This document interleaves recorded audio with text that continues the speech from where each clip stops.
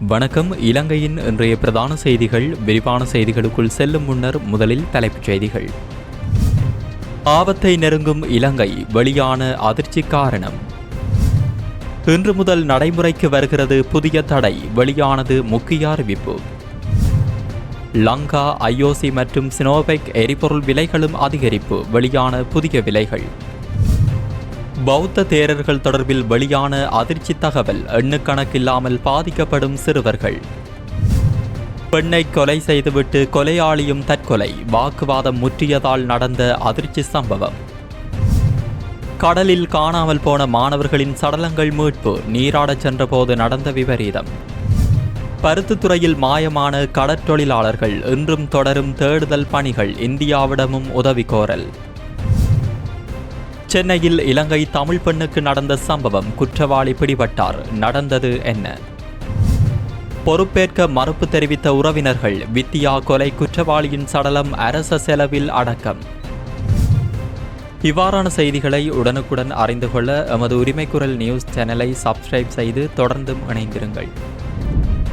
இலங்கையின் கடன் செலுத்தும் திறன் இன்னும் அதிக ஆபத்தான மட்டத்திலேயே உள்ளதாக தெரிவிக்கப்படுகிறது. இலங்கைக்கு 695 மில்லியன் அமெரிக்க டாலர்களை சர்வதேச நாணய நிதியம் வழங்கியதைத் தொடர்ந்து வெளியிட்டுள்ள புதிய அறிக்கையில் இந்த விடயம் சுட்டிக்காட்டப்பட்டுள்ளது. இலங்கை இன்னும் பூர்த்தி செய்ய வேண்டிய நிபந்தனைகள் குறித்து அந்த அறிக்கையில் சுட்டிக்காட்டப்பட்டுள்ளன. இதன்படி பொருளாதார வளர்ச்சி திறனை மேம்படுத்துவது இன்றியமையாதது என சர்வதேச நாணய நிதியத்தின் புதிய அறிக்கை சுட்டிக்காட்டியுள்ளது. இதற்காக முறையாக தயாரிக்கப்பட்ட கட்டமைப்பு சீர்திருத்தங்கள் மற்றும் நவீனமயமாக்கப்பட்ட பொது உள்கட்டமைப்பு வசதிகள் அவசியம் என்றும் குறிப்பிடப்பட்டுள்ளது. இந்த அறிக்கை தொடர்பாக சர்வதேச நாணய நிதியத்தின் பிரதி நிர்வாக இயக்குநரும் தற்காலிக தலைவருமான ஹென்ஜி ஒஹமுரா தகவல் வெளியிட்டுள்ளார். திட்டத்தின் ஒட்டுமொத்த செயல்பாடுகள் வலுவாக இருந்த போதிலும் பொது நிதி மற்றும் முதலீட்டு மேலாண்மை மற்றும் மின்சாரத்துறை சீர்திருத்தங்களை நிறைவு செய்வதற்கான முயற்சிகள் அவசியமாவதாக கூறியுள்ளார். வரிமுறையை மேலும் திறம்பட மாற்றுவதற்கும் வளர்ச்சியை மேம்படுத்துவதற்கும்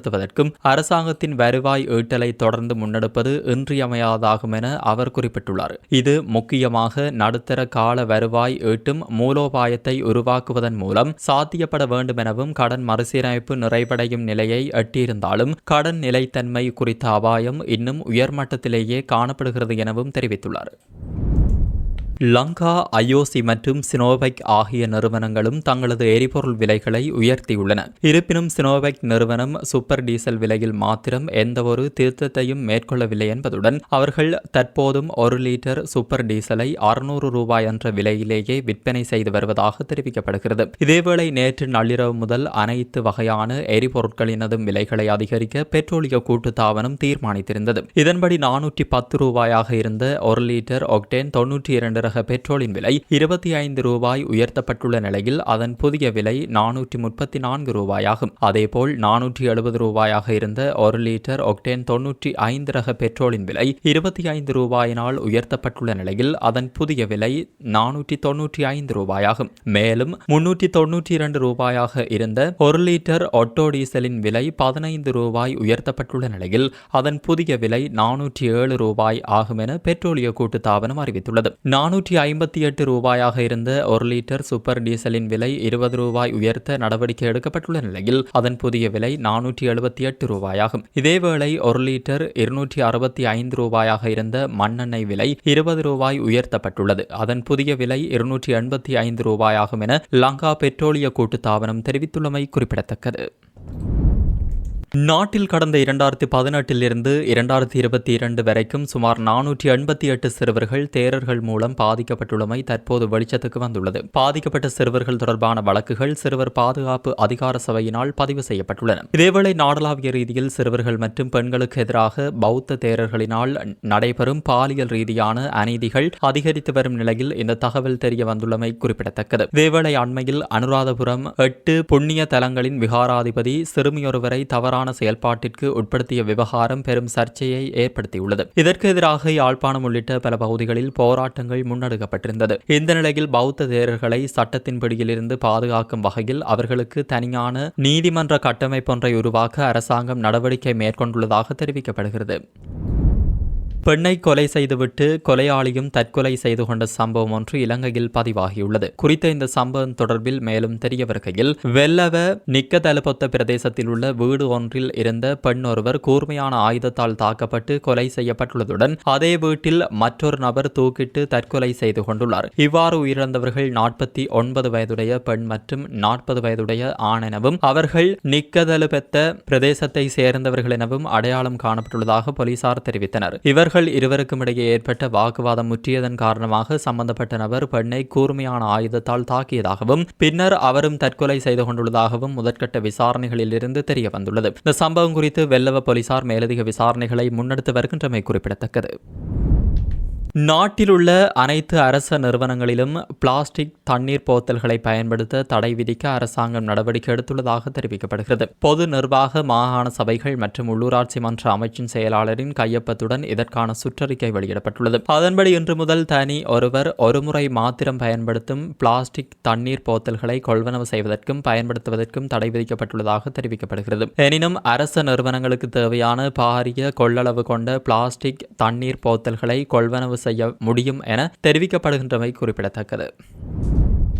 யாழ்ப்பாணம் பருத்துறை வடமராட்சி கடற்பரப்பில் 2 படகுகள் கவிழ்ந்து தந்தை மகன் உள்ளிட்ட 4 மீனவர்கள் காணாமல் போயுள்ள நிலையில் அவர்களை தேடும் பணி இன்றைய தினமும் மிக தீவிரமாக முன்னெடுக்கப்பட்டு வருகிறது. பாலச்சந்திரமூர்த்தி ராமகிருஷ்ணன் மற்றும் அவரது மகனான ராமகிருஷ்ணன் ரவிராஜ், கதிர்காமம் சோதிலிங்கம் மற்றும் சுமியோம்பிள்ளை சுஜிக்குமார் ஆகியோரே இவ்வாறு காணாமல் போயுள்ளதாக தெரிவிக்கப்படுகிறது. இவர்களின் நிலை என்னவென்று தெரியாததால் கடற்கரையோரம் திரண்டுள்ள உறவினர்கள் மற்றும் நண்பர்கள் கண்ணீருடன் பரிதவித்துக் கொண்டிருக்கின்றனர். இந்த சம்பவத்தால் ஒட்டுமொத்த வடமராட்சி பிரதேசமே பெரும் சோகத்தில் மூழ்கியுள்ளமை குறிப்பிடத்தக்கது. இதேவேளை பருத்துறை கடலில் இருந்து மீன்பிடிக்க சென்று காணாமல் போன 4 மீனவர்களை தேடுவதற்கு இந்தியாவின் உதவியை நாடியுள்ள அதேவேளை சர்வதேச கடலில் தேடுவதற்கான அனுமதியும் வழங்கப்பட்டுள்ளதாக கடற்றொழில் அமைச்சர் ராமலிங்கம் சந்திரசேகர் தெரிவித்துள்ளமை குறிப்பிடத்தக்கது. இலங்கை எல்லை கடற்பரப்புகளில் மேற்கொண்ட தேடுதலில் குறித்த மீனவர்கள் எவரும் கண்டறியப்படாத நிலையில் இலங்கைக்கான இந்திய தூதரகம் ஊடாக இந்திய கடல் எல்லை பரப்புகளில் தேடுவதற்கான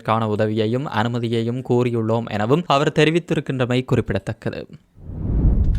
ஹங்கம களமண்டிய கடலில் நேற்று மாலை நீராடச் சென்றபோது அலையில் அடித்து செல்லப்பட்டு காணாமல் போன பாடசாலை மாணவர்கள் 3 சடலங்களும் இன்று மீட்கப்பட்டுள்ளதாக தெரிவிக்கப்படுகிறது. இந்த சம்பவத்தில் 12, 17 மற்றும் 18 வயதுடைய 3 பாடசாலை மாணவர்களே இவ்வாறு சடலமாக மீட்கப்பட்டுள்ளனர். பாதிப்புக்குள்ளான அனைவரும் ஹூங்கம பிரதேசத்தை சேர்ந்தவர்கள் என போலீசார் தெரிவித்துள்ளனர். குறித்த இந்த சம்பவமானது அந்த பகுதியில் பெரும் சோகத்தை ஏற்படுத்தியுள்ளமை குறிப்பிடத்தக்கது.